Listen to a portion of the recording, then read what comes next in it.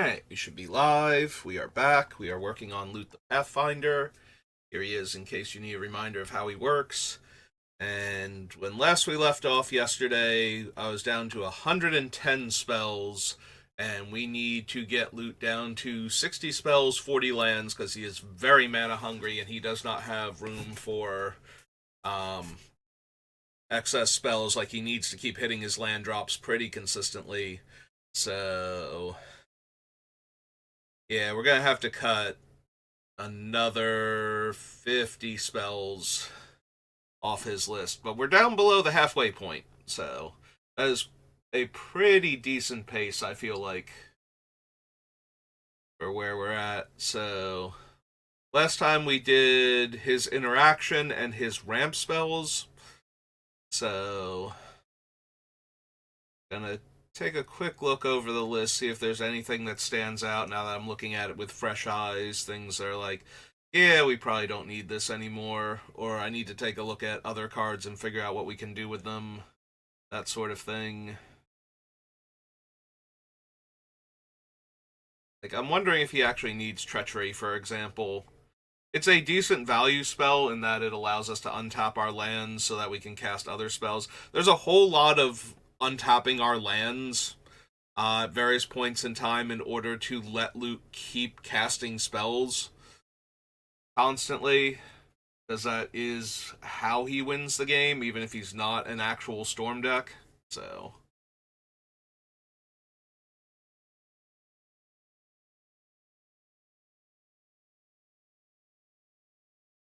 Bright Earth, Primus,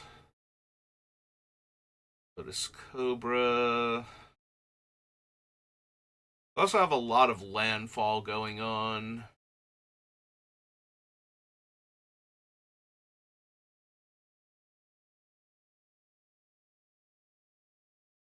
See, Metamorph, Jinga Taxes. Metamorph might not be necessary. We might not need it in this deck.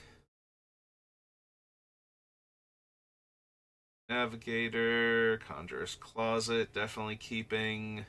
Want to be able to blink Loot as often as possible.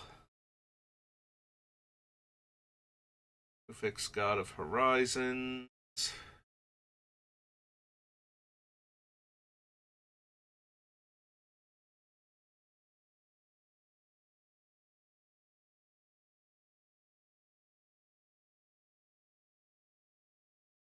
Reality Shift. Tireless Tracker. Rashmi. Disallow. Heroic Intervention.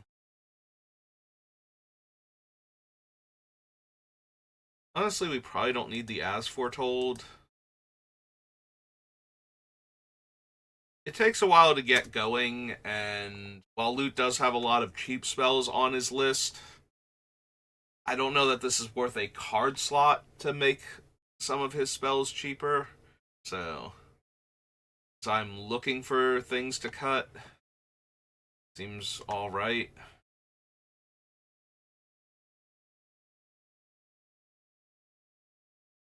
Darn Great Creator, Lazatep Plating, Oko Thief of Crowns, Thassa Deep Dwelling, Ominous Seas, Solve the Equation, Grazalix, all fine cards, Hullbreaker Horror.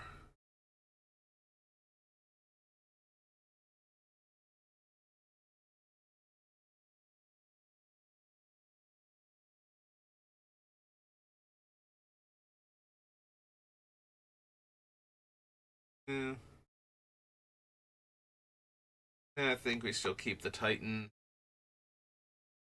We don't have a ton of artifact and enchantment removal, so having something that can repeatably kill artifacts and enchantments if we can blink it, probably fine.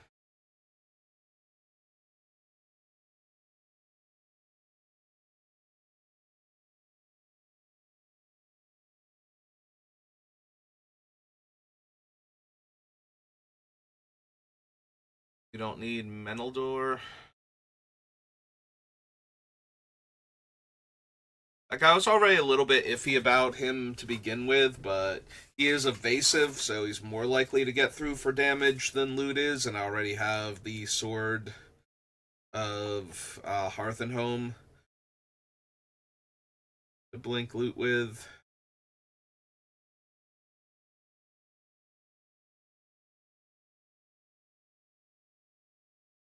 Unfortunately, because of the way the triggers work, I will not be able to blink Loot twice, since they're both contingent on combat damage. Saruman is fine. Doppelgang.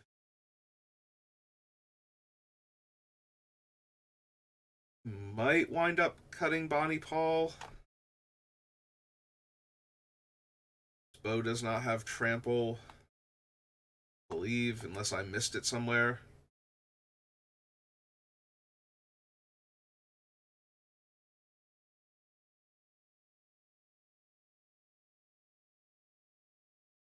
It's also possible we lose Sylvan Tutor.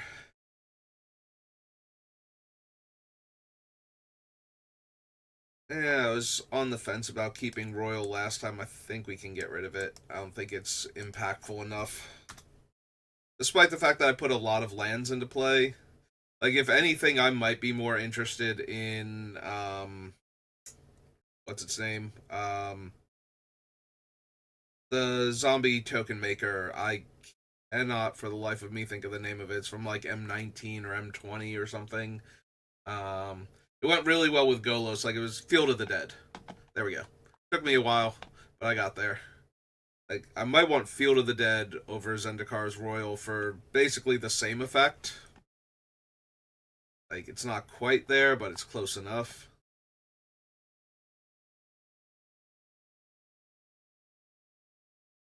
Force of Negation, Force of Vigor. Visioner's still fine. Tuco. Put me some Displacer Kitten in this deck.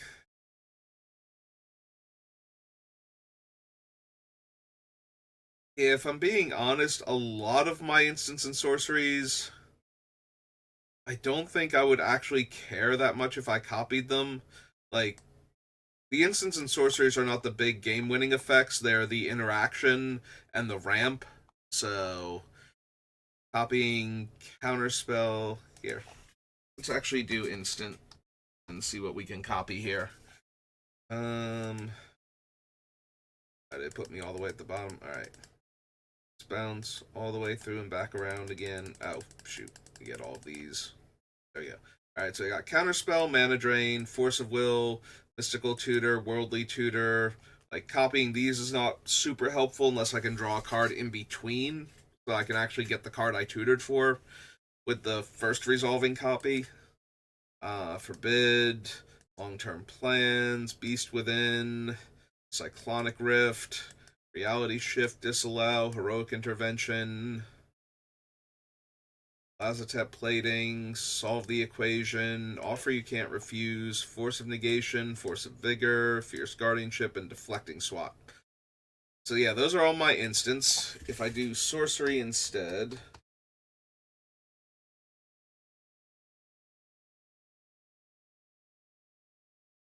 copying Nanogene Conversion doesn't do anything. 3 Visits, Sylvan Tutor. Doppelgang would be huge to copy. That one doesn't do much. That's Miss It. Vandal Blast doesn't do much to copy. Blasphemous. If I actually need to copy Blasphemous Act for it to get its job done, then let's see. Emrakul is banned, and Merit Lage is indestructible. So that shouldn't even be a factor. I mean, yes, there are creatures that can grow outside of that range that aren't locked into their power and toughness, but that seems like a pretty tall order.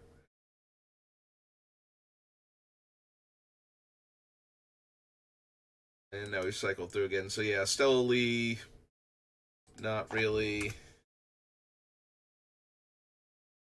what I'm looking for, I think.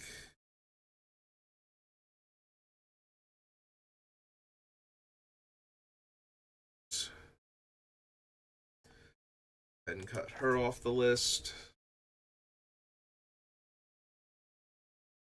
Do like Nanogene, do like Sean. It will make copies of loot. Under the Sky Dreamer.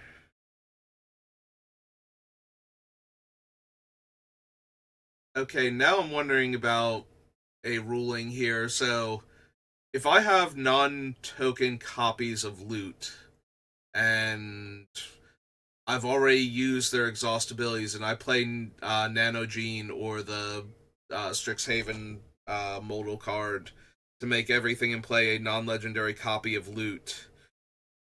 Um, they would be new copies of him, even though they technically were him, right? So they should be able to activate their ability again. I believe that's how that works, but I'm not 100% sure.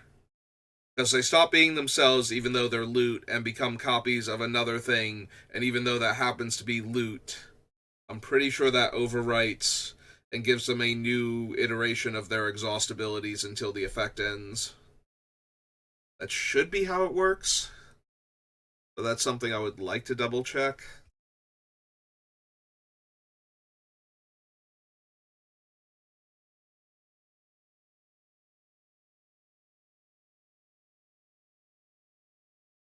Yeah, it's entirely possible I do not have room for the Ambassador or Mira, but the problem is that they're both only one card, and they do enough if I can keep blinking them with the other card effects in the deck to accomplish the thing that they're either stickers or attractions respectively would be in the deck to do at that point. Like, somebody has to kill them before I can actually get any of the cool effects from either of them, so that way Luke can do his thing. You know, if I can get a Hall of Mirrors going, or um huh. I was thinking it's like all of the creatures become copies of Luke. What happens if he becomes a copy of himself? Because some of them I think are worded in such a way that he would also become a copy of himself, so he would also get his uses back. I have to double check the wording on the cards, make sure they actually say it's not each other creature becomes a copy of that creature. It's creatures you control become a copy of that creature until end of turn. Like which particular wording it is. Because if it could refresh his exhaust abilities also, that would be pretty cool.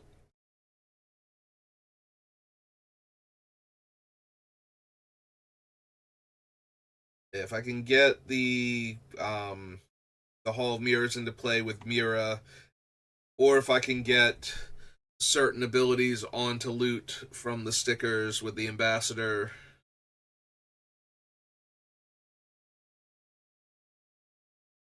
that'd be very helpful. Alright, so we got 3 cards that I don't think we need anymore. Brings us down to 107.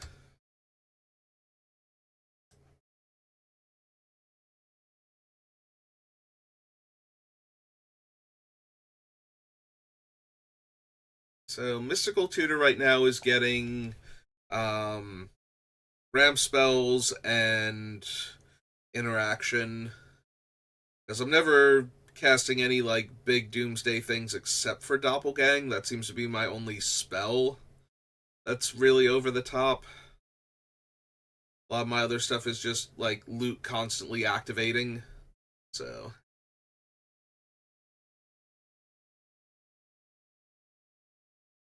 still think we want Mystical Tutor. I'm wondering if we still want Solve the Equation, though. That seems less impactful.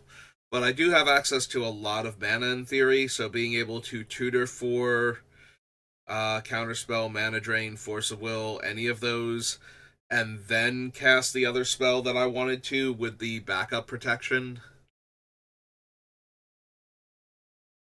is probably fine.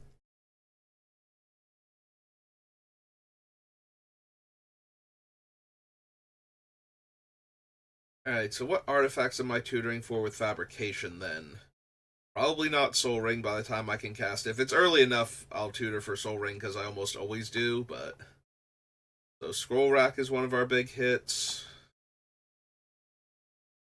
Yeah. Okay, if we start here. Nope, keep hitting the S by accident. Wow. There we go. Alright. Wait, did we have to go to Fabricate? So it's Scroll Rack, O Stone, Rings of Bright Earth, Bright Hearth, Sort of Feast and Famine, Conjurer's Closet. Alright, we do have enough artifacts that I want to leave this in because some of them are pretty important to our game plan of getting loot in and out of play repeatedly, so.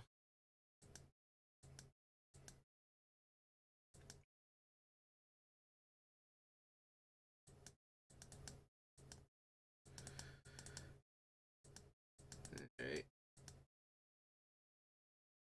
All of the parts.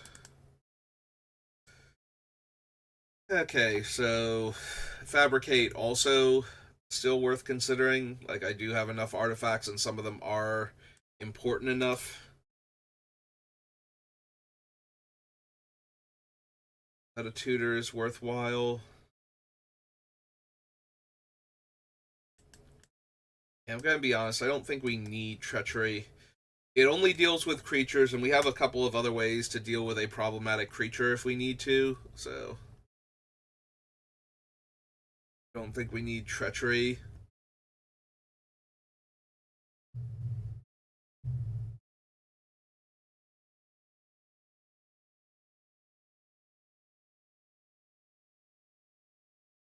Army is tempted to get rid of the Yavimaya Dryad, although it can tutor up our non-basic forests, so it makes it a bit more viable than some of the other cards on the list, or some of the things that were on the list that we got rid of instead of it.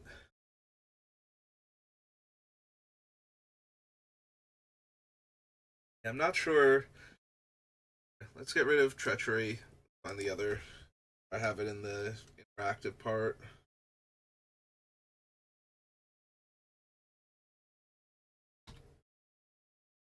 Forward a bit more in the chair. Stop slouching. Be able to type particularly well. Alright, so 106. Clear that. How many lands do I have? Like, what is my actual basic land count? 34 out of 40. I have room for 6 basic lands. 3 original duels. Fetches. Oh yeah, that's right. There are all 5 fetches from this one out of 10. Dynamo. All of the shocks and the bounce lands. Reliquary Tower. 4 out of 5 other fetches. Bivouac.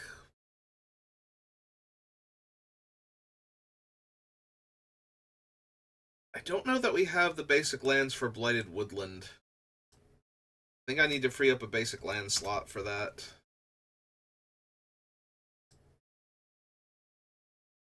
Thicket, Ketria Triome. Those 2. Yeah, we can't really cut Boseiju. Tributary, Tangle. Those 3. And Command Tower. Alright, so we have room for 7 basic lands, which I'm pretty sure is going to be like 3/2/2 Forest Island Mountain at that point. So with 7 basic lands to get, what are my things that fetch basic lands that are left in the deck?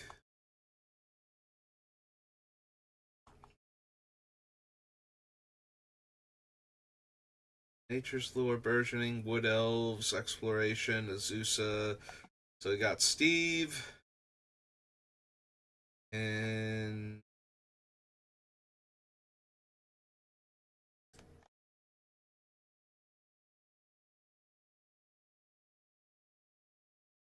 sort of Hearth and Home. Sultina. Sutina. Sutina.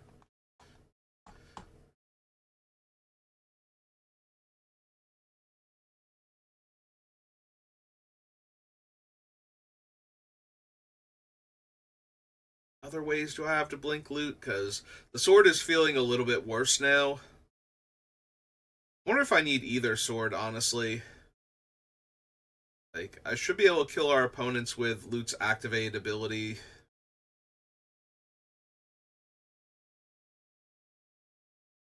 Uh,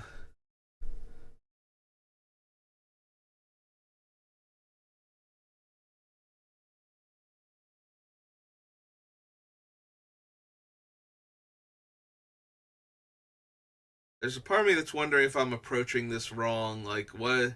Like, we have a handful of cards that make extra bodies, but not a ton of them. I am wondering if we turned everything into loot, can we just win by turning everything into loot? Like, if everybody was suddenly loot, like, one green mana lets one loot power three other loots. Like, what if we lean more into that? We do have a handful of cards that make a ton of tokens, like the Avenger of Zendikar and the Locust God. You have Locust God, right? Correct. Yeah, it's whenever you draw a card, you get a 1/1, so it doesn't matter how many cards you draw. You'll get that many 1/1. So if I can get a ton of cards into hand, make all of those bodies, turn everything into loot.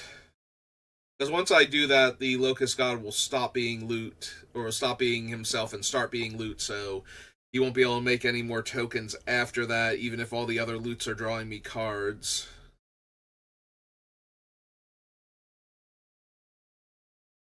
And if I play him afterwards, then all of the card draw doesn't make insect tokens until after he's in play, so none of the new insects will become loot at any point in time unless I draw the other card that can do that.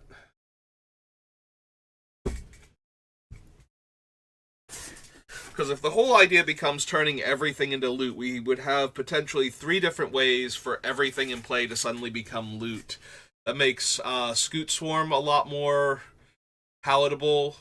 And also makes me wonder if I actually want Doubling Season and or Parallel Lives.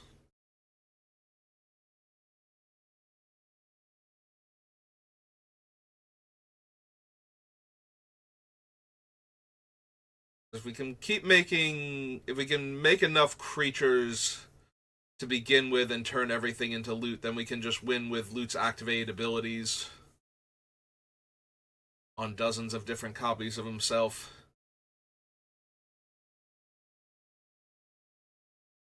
Which still keeps the deck mostly the same. I think we would have to cut out some of the interaction because now he's no longer a value deck. He is a combo deck. He's just not Storm. Although that does beg the question. It's like, do I want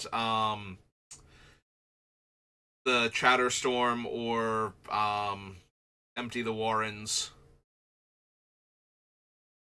Because we already have what's his name, Geralf making a token every time we cast our second or further down the list spell in a turn cycle. So, or in a turn rather, not in a turn cycle. Um, so we're already capable of going wide that way. And we have both Nisa and Lotus Cobra. This would almost make me want Burgi back in, because if I'm casting the ramp spells, having the 2 landfalls and the one that gives me a thing when I cast a spell gives me more mana to work with to try and set this all up.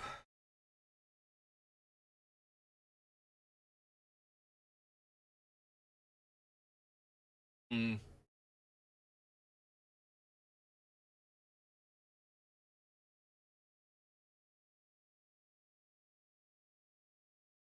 Yeah, now that I'm thinking about like this is basically just building a completely different deck. Not completely different, but so many of the cards shift like how much value they have in this deck in order to make room for the other things that I'm thinking about adding.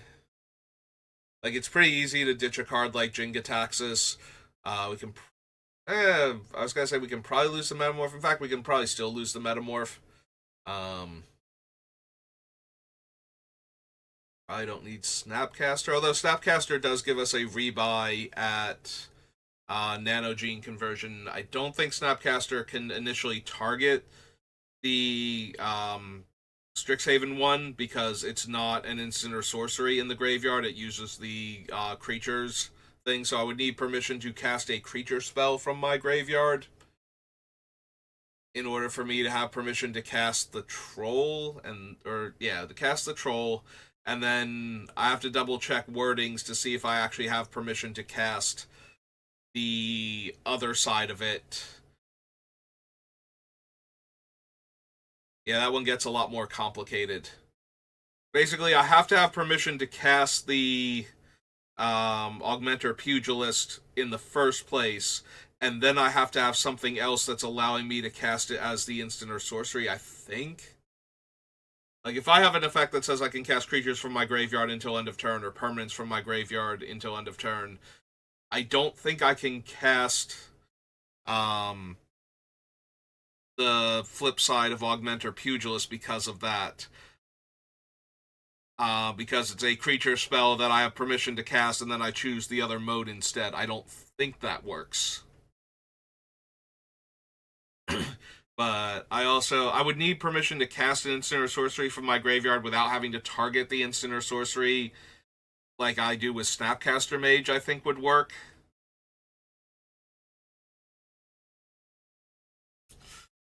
Anyway, so do I actually want to do something like that with loot, because that changes the entire deck and makes a whole bunch of cards on the list not good for him anymore. But then I have to replace those cards with like at least 5 or 6 other cards that I'm thinking of right now, and possibly a few other ones. Like he needs a couple other ways to make a large number of bodies off of a single card in order for this to work. Like a card like Deranged Hermit goes up a lot in value because if I can blink the Hermit each time, but then I have to pay the Echo cost, so maybe the Fading Hermit from Modern Horizons 2 is better. Because I can keep resetting the Fading counters by blinking it.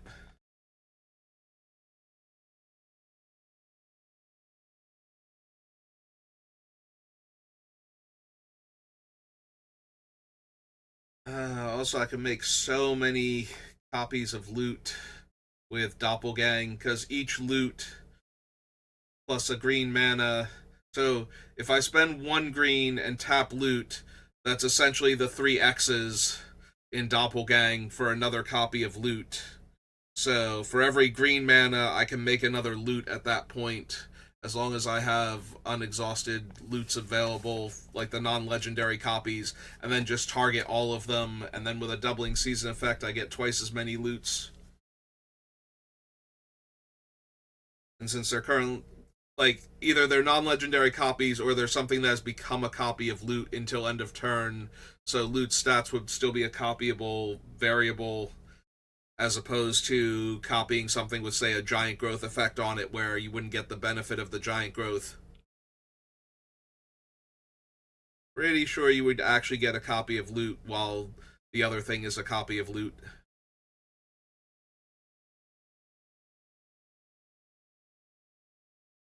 Hmm.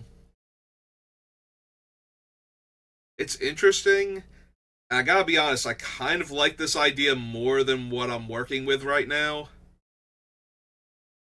but it requires adding a whole bunch of cards. There's also a whole lot of cards we could take off the list to do this, because there are a bunch of cards that we don't need anymore if we're going to do something silly like this. Like I don't need Tidespout Tyrant anymore, or um, Like, we would still need Avenger. If we did this, we, like, keep Counterspell. Might keep Mystic Remora. Force of Will, yes. Mystical and Worldly to set things up, yes. Scroll Rack is still fine. This feels like a completely different deck, though. Like, so many of the cards would just be able to leave at that point.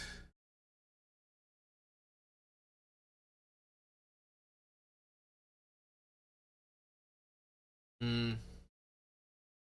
It's interesting, and I think it might be a fun build for loot, but maybe we just focus on the build that I have. We're gonna get Cons of Tarkir spoilers in like the next week, and I'm gonna have a new commander to build around. So I kind of want to get loot done. He took a little longer, both because of his 3-color nature and because Gatherer was being terrible, and Scryfall is not the best for how I'm doing things, so.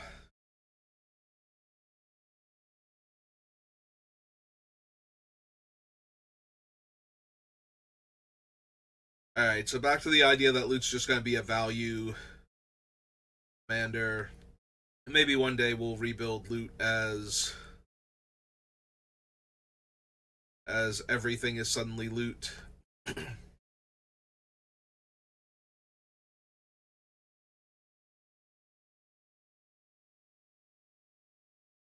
Alright. Sorry, I think I don't need Jingataxis. I probably don't need Sword of Feast and Famine either. I have a bunch of other ways to untap all my lands to get more out of them. I'm not sure I need all of these abilities to do so. So we can probably get rid of Sword and Feast and Famine. Probably lose Jingataxis.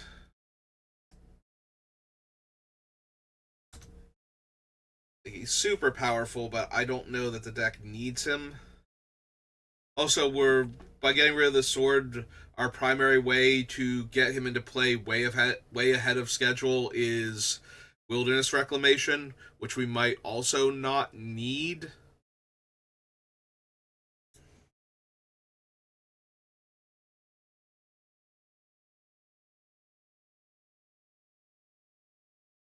Hmm. Most of my artifacts are not essential to copy. I think the rings and the illusionist bracers might be the strongest ones for us to copy for the most part. Conjurer's Closet is an end of turn trigger, so having a second copy of it doesn't work unless we want to blink something besides loot.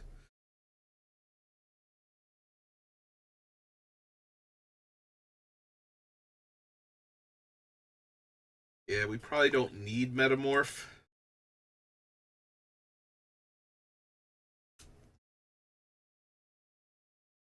Now, Metamorph's always worth considering. It's always at least decently powerful. I think this is the best deck for it.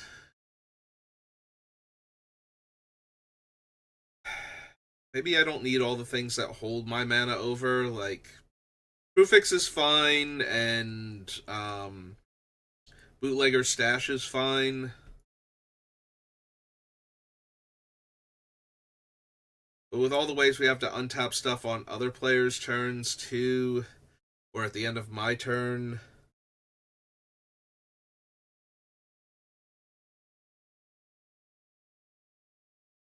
Also, aside from things like Doppelgang, we don't have a lot of spells that are so expensive that we desperately need all of this mana.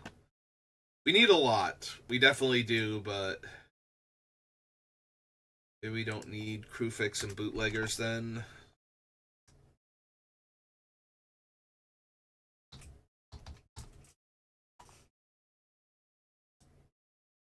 Ways to hold over our mana from other turns.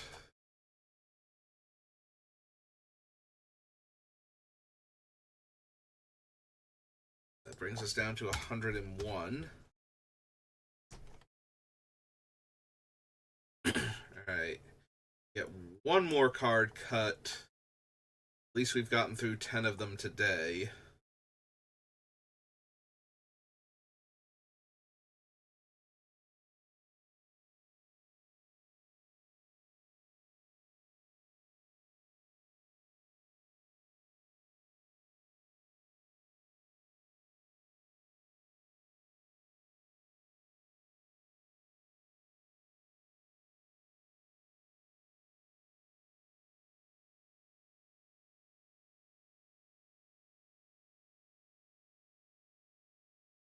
Just looking at the cards as I go past. We start at the bottom because sometimes that helps a little bit to switch the order that I see the cards in. Oh, yeah, that's true. We can probably lose the Sword of Hearth and Home. We don't have enough basic lands to get consistently. So if this thing is actually hitting fairly often, we have 7 lands total before it's just blinking loot. And we have a few other cards that do that better. The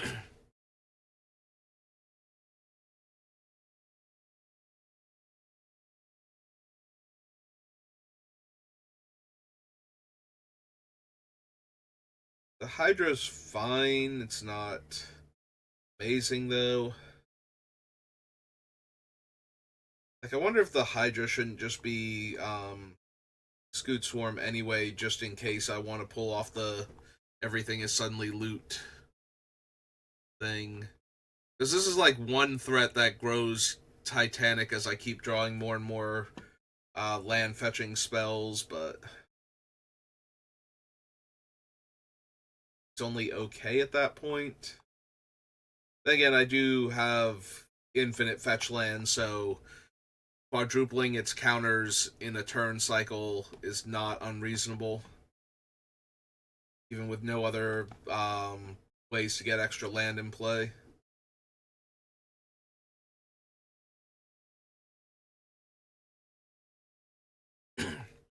Yeah, I'm wondering if Bonnie Paul is just okay. Like, would she be better if she were Uro? Honestly, and would I still want Uro if I was going to do that? And I think we can get rid of Bonnie Paul. I think she's only all right in this deck.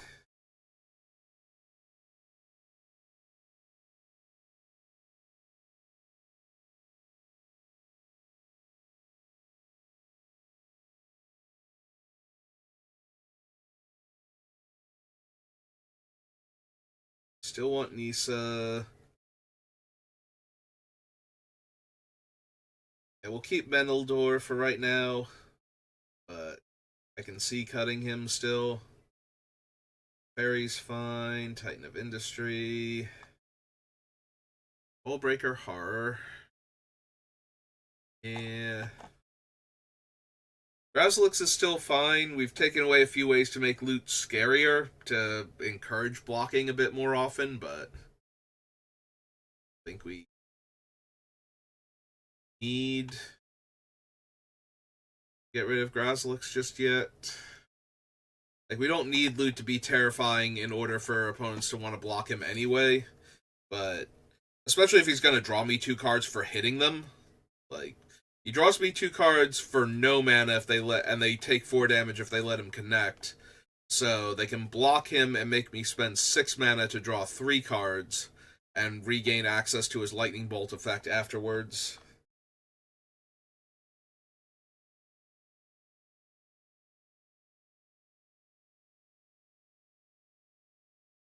So far, all of these are fine. Yeah, I kind of still want Wilderness Reclamation. There is a part of me that wants to get Vedalken Orrery and the Barracuda from the Commander decks in here as well.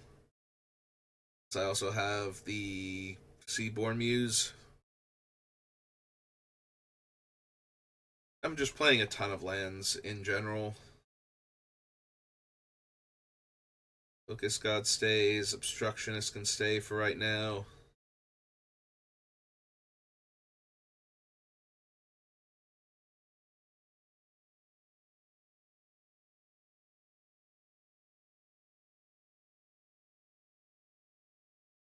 Maybe we don't need Rashmi.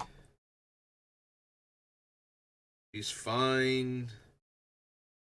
She also works very well with what's its name? Sensei's Divining Top. If we don't want our opponent to see what we're drawing, we just top swap in response to Rashmi's trigger and then cascade immediately into the top itself.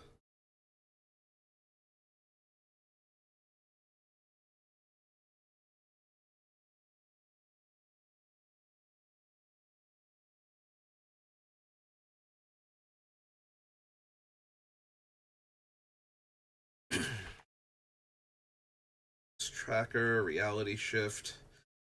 Well, I was gonna say, I guess that doesn't do much, but it essentially lets me the top and the Rashmi. So yeah, it hides the information because they're only ever seeing top.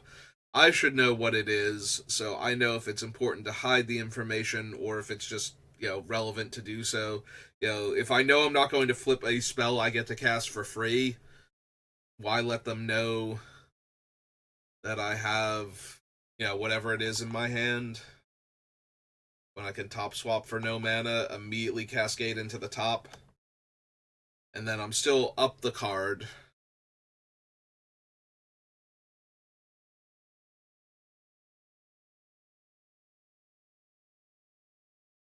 Get rid of any of these for right now. Well, Primus.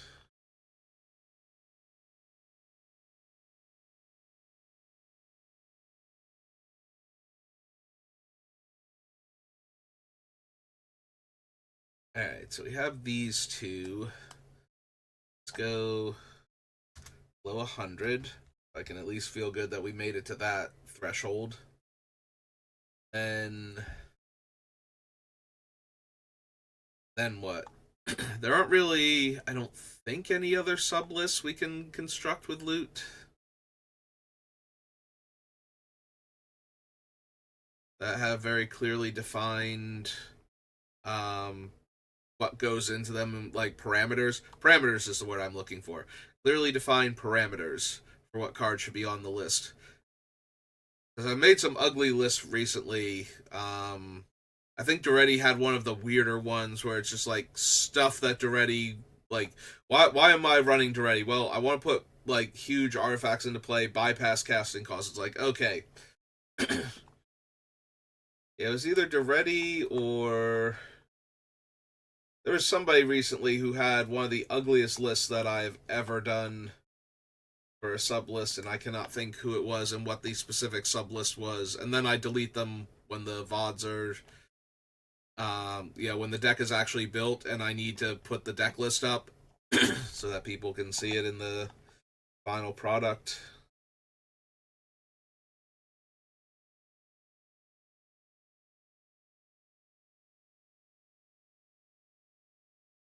We're not quite at the 50-minute mark, but I do feel like I'm slowing down, and we did get through 10 cards, so yeah, I was feeling a bit low energy. I'm already starting like way later than normal for doing this.